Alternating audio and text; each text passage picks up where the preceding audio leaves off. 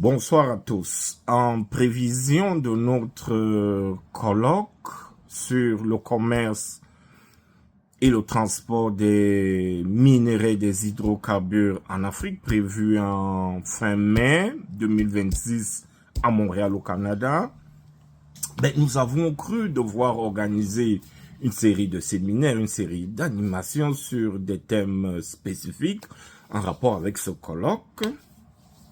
Question d'échanger. Et notre attention est portée sur le transport des hydrocarbures en Afrique après que nous ayons examiné la question du transport des minéraux sur le continent. Cette fois-ci, nous nous attaquons au transport des hydrocarbures en Afrique. Alors nous avons pensé qu'il serait intéressant, qu'il serait pertinent, qu'il serait payant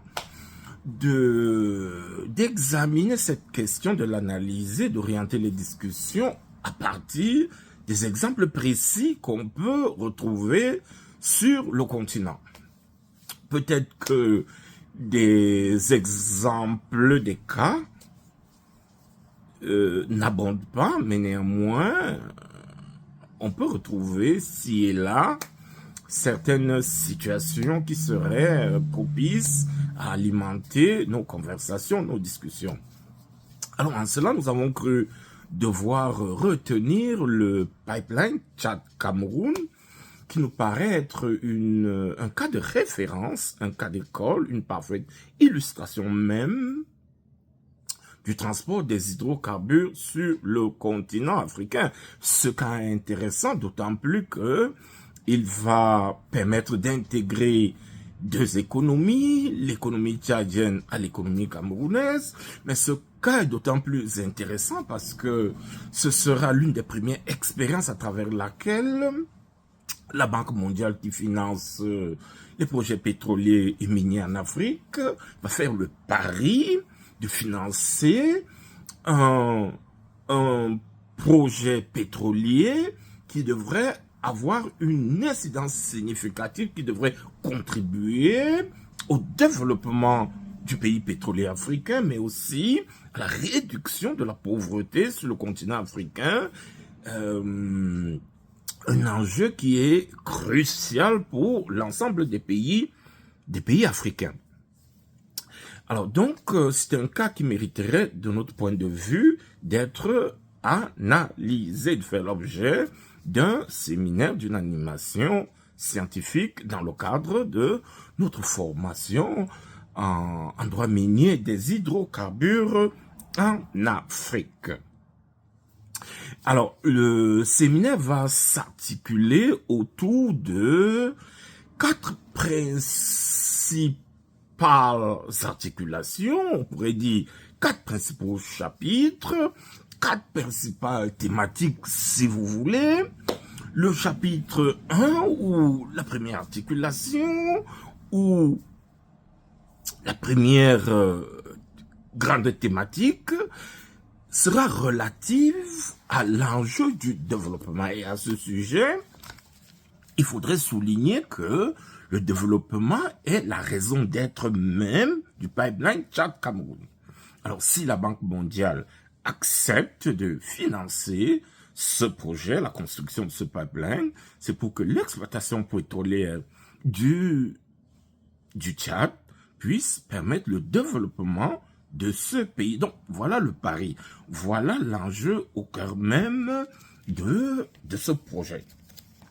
Alors, pour mener l'analyse, pour mener la discussion, nous allons nous appuyer sur l'article, un article écrit par Fabienne Elodie Ekobena, un article de juin 2008, qu'on retrouve dans les cahiers de la chaire Poisson de recherche sur la gouvernance et l'aide au développement de l'Université du Québec à Montréal. Donc, c'est une production montréalaise qui est intitulé Stratégie de développement, le cas du pipeline Tchad-Cameroun.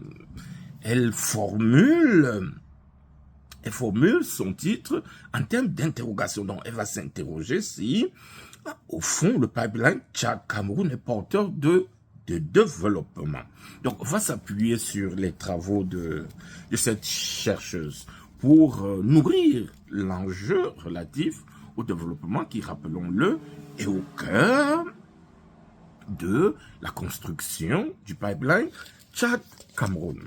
Mais à côté de l'enjeu de développement qui est, comme on l'a dit, la raison d'être de ce projet pétrolier, il y a un enjeu diplomatique entre le Cameroun et le Tchad. Et à cet effet, nous allons nous appuyer sur un article de 2003 aussi, qui est rédigé par un certain un Tchadien, Mahamat Ahmad, de l'université de N'Djamena, un article qui a été publié dans la revue des arts linguistiques de l'université Pelofro Gonkoulibaly de Korogo.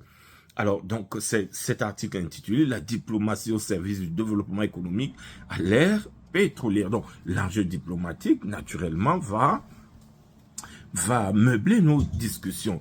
Mais à côté de l'enjeu diplomatique, on va retrouver aussi un enjeu environnemental qui est inévitable lorsqu'on analyse ce projet. Et cette fois-là, nous allons prendre appui sur notre article intitulé « Exploitation du pétrole de Doba et problèmes environnementaux dans l'Agna Logone orientale ». Alors, c'est un article écrit par 3 auteurs, 2 Tchadiens et un Camerounais, et un article qui est publié dans la revue Akofena de décembre 2024. Alors, à côté de cela, comme dernier enjeu, on aura un enjeu de gouvernance. Il s'agira de parler ici des promesses bafouées, des engagements non tenus par les principaux acteurs étatiques et non étatiques engagés dans la construction du pipeline Tchad-Cameroun. Alors, on va voir comment les engagements internationaux pris par ces dirigeants n'ont pas été respectés. Et cela va faire l'objet, cela sera étudié à travers un article publié par le Centre de l'environnement et du développement basé à Yaoundé, dont l'article est intitulé « Promesses bafouées, exploitation pétrolière et oléoduc Tchad-Cameroun qui payera la facture ». Donc voilà, mesdames et messieurs, les 4 documents qui nous serviront de plateforme d'analyse dans ce séminaire. Donc, à très bientôt pour le début du séminaire.